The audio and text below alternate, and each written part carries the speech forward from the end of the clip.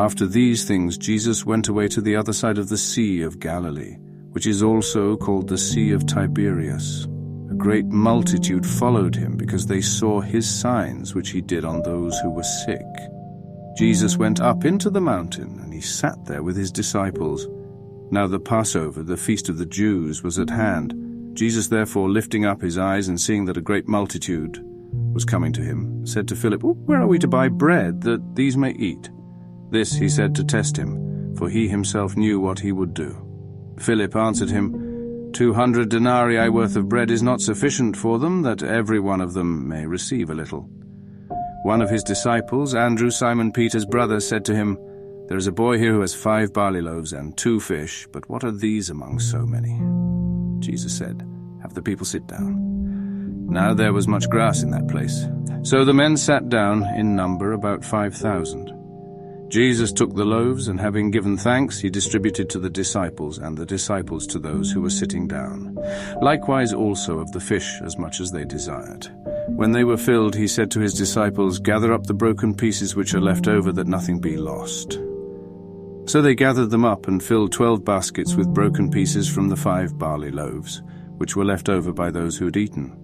When therefore the people saw the sign which Jesus did, they said, "This is truly the prophet who comes into the world."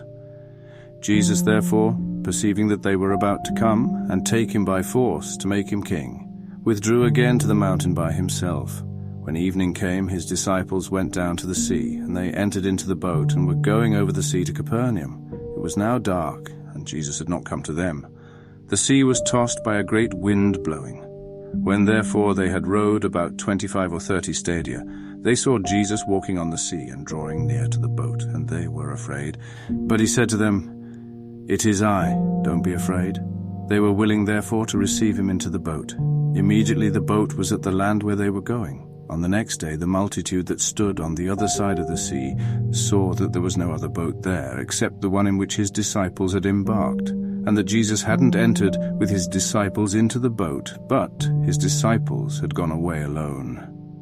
However, boats from Tiberias came near to the place where they ate the bread after the Lord had given thanks. When the multitude therefore saw that Jesus wasn't there, nor his disciples, they themselves got into the boats and came to Capernaum, seeking Jesus. When they found him on the other side of the sea, they asked him, "Rabbi, when did you come here?"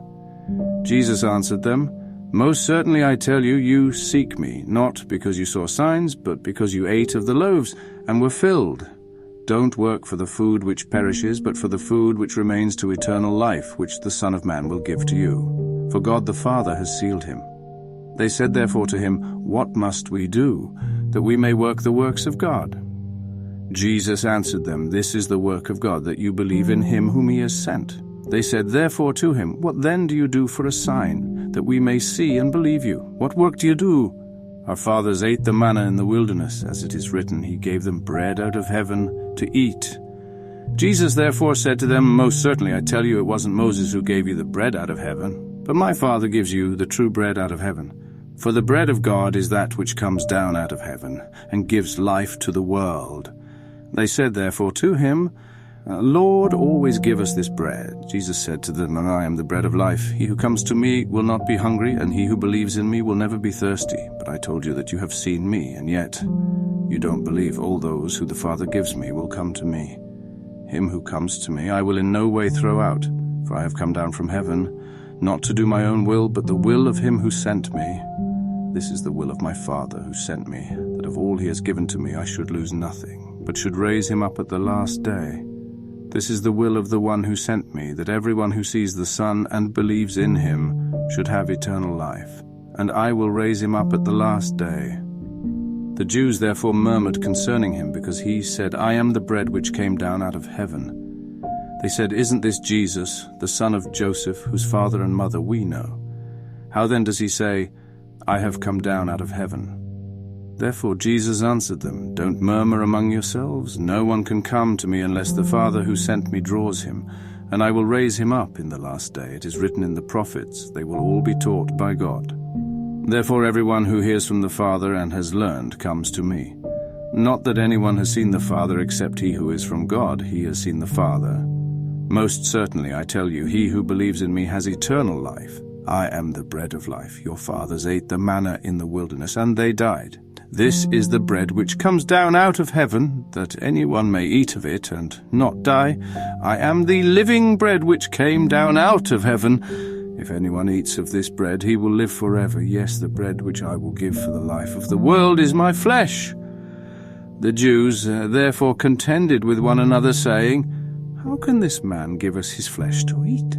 Jesus therefore said to them, Most certainly I tell you, unless you eat the flesh of the Son of Man and drink his blood, you don't have life in yourselves. He who eats my flesh and drinks my blood has eternal life, and I will raise him up at the last day. For my flesh is food indeed, and my blood is drink indeed. He who eats my flesh and drinks my blood lives in me, and I in him, as the living Father sent me, and I live because of the Father.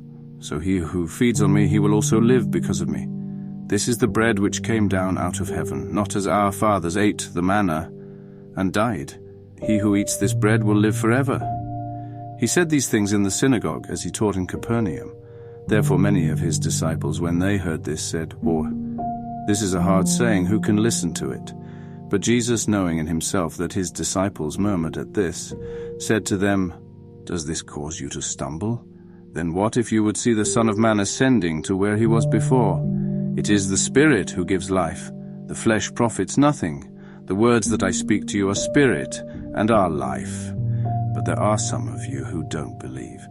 For Jesus knew from the beginning who they were who didn't believe and who it was who would betray him. He said, For this cause have I said to you that no one can come to me unless it is given to him by my Father. At this many of his disciples went back and walked no more with him. Jesus said therefore to the 12, You don't also want to go away, do you? Simon Peter answered him, Lord, to whom would we go? You have the words of eternal life. We have come to believe and know that you are the Christ, the Son of the living God. Jesus answered them, Didn't I choose you, the 12, and one of you is a devil? Now he spoke of Judas, the son of Simon Iscariot, for it was he who would betray him, being one of the 12.